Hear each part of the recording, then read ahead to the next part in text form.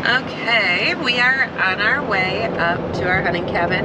I took the boys hunting last night and Nathan shot at a doe and we didn't see any blood or anything, so now we're bringing our hunting dog, our tracker, up there and we're gonna sit. We're trying to get does, right, Heath? We can finally shoot does. Our buck to doe ratio up on this property is terribly out of whack, so every year we try to harvest some extra does and we need some meat for the freezer. Yes, so that's on the agenda. We have the whole family. We got the 4 here. Our other son and his girlfriend are coming up in a separate vehicle. And here's our little tracker, Miss Dee Dee. She won't stop whining. She loves going tracking. So that's our plan. Hopefully we can recover this deer and tag out on a few more does. All right, so here it is, just a quick season recap. We're going to show my son Zachary's hunt and a deer he was able to harvest. We'll show the deer I was able to harvest and a little bit about that. This is our 40-acre property. I do a lot of the firewood on here. This is where we do the maple syrup, and I also like doing habitat work to improve the hunting. From year to year, I like to try different things. So for my food plots or my food plot strips, most years I'll plant half of the field in brassicas, which you plant earlier. The other half I do in mixed grain blend like oats, rye, some red clovers, and some other things.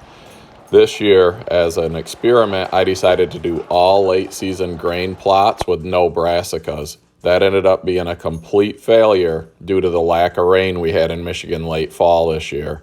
So my food plots grew almost nothing. Then to compound that problem, the field that's on 2 edges of my woods and the field across the street to the north were both plowed under, leaving almost no food for the deer, making this late season doe hunt quite a challenge. I swear these deer know when you're targeting them. When we're out looking for mature bucks, the younger bucks and the does are all over the place. Now that we're looking for some does, the young bucks just tend to come out and the does keep their distance. This late season hunt went a lot like our other hunts. A lot of small, young bucks and no good shots at mature does. The only person who took a shot at a doe was my son Nathan, and we're going to bring you the follow-up dog track of that hunt later on in this video. Let's see what this one is. That's a buck. What's the point? That's a spike. All right, let's move into Zachary's early season archery hunt.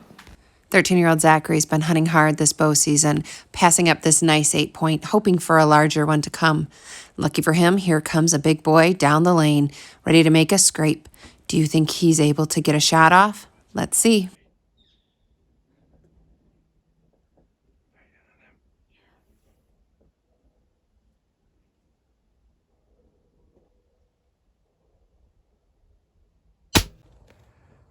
Just got his biggest buck ever. Nice 8-point. What do you think? You shaking a little? Love it. I'm not shaking. It's just a little bit cold. Good job, buddy.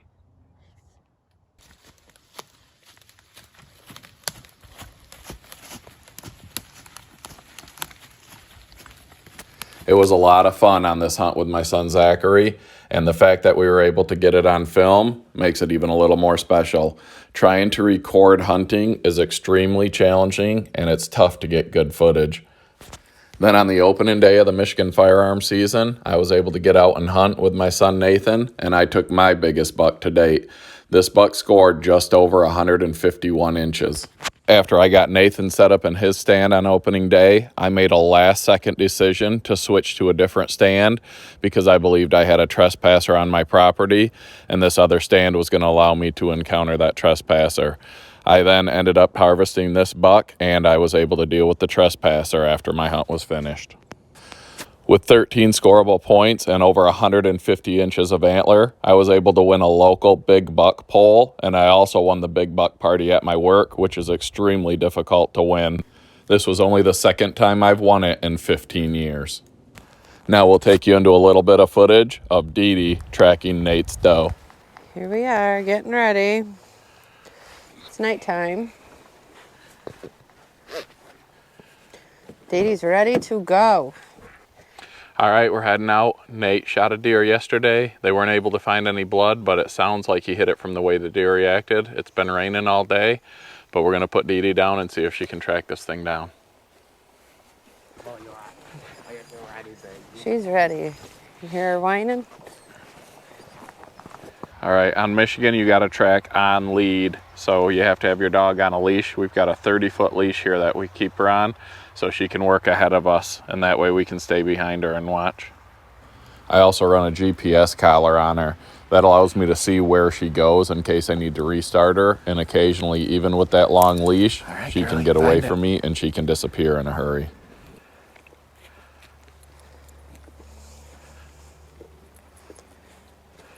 Come on, come on, come on. So getting the dog on the right scent is harder during gun season. During archery season, the shots are usually at a much closer distance, and there's either the arrow or some sign of the impact where the hit was made, which allows the dog to lock into the correct deer easier. During gun season with longer distance shots and a lot of times no sign at the hit site, Dee Dee has to be able to figure out which is the deer she's trying to track and recover and which is just a live, healthy deer that came through the area previously.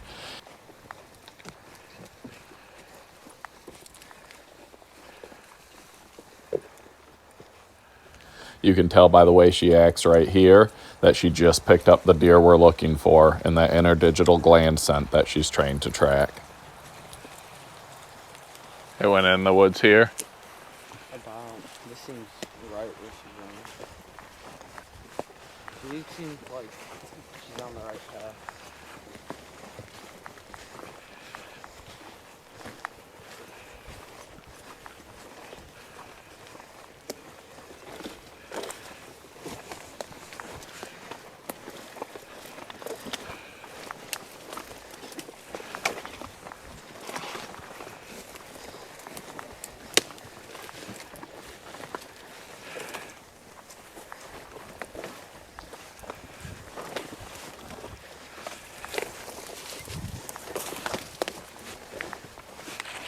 Could you see it once it got in the woods back here?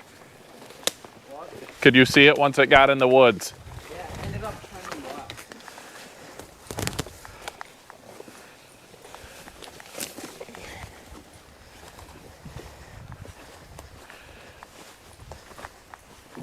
There she is.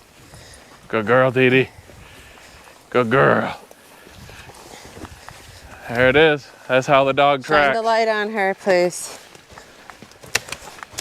Good girl, Dee Dee. Good girl.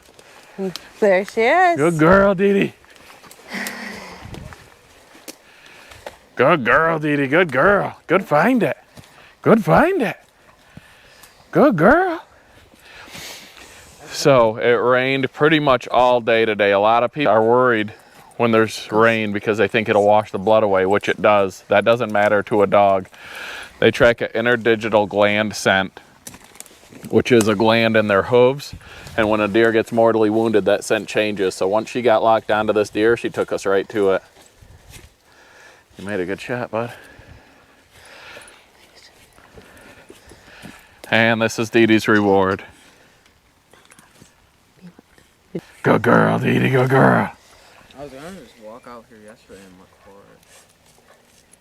Probably would have found it. Good job, Dee Dee. Good job, babies. The whole way you drag it. This is what she does. This season, Dee Dee and I went on 25 tracks and we were able to make 9 recoveries. Our furthest recovery was over 2 miles away. We also received 4 proof of lives, which mean the deer we tracked was seen later by the hunter. So it was a non-fatally hit deer. A lot of times when we're called in to track with our dogs, the deer are non-recoverable because they're not fatally hit.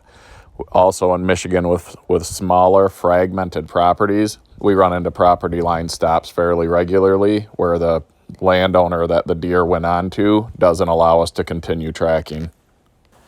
We have a few more trackers that are part of the Michigan Deer Tracking Network that have to report their numbers, but as of right now, The network did over 2,300 tracks and recovered over 1,000 animals for hunters that would have otherwise been left in the woods. I'm going to put a link to the Michigan Deer Tracking Network Facebook page in the description below. And next year in the fall, I'm going to try to bring you more tracking information and more tracking videos.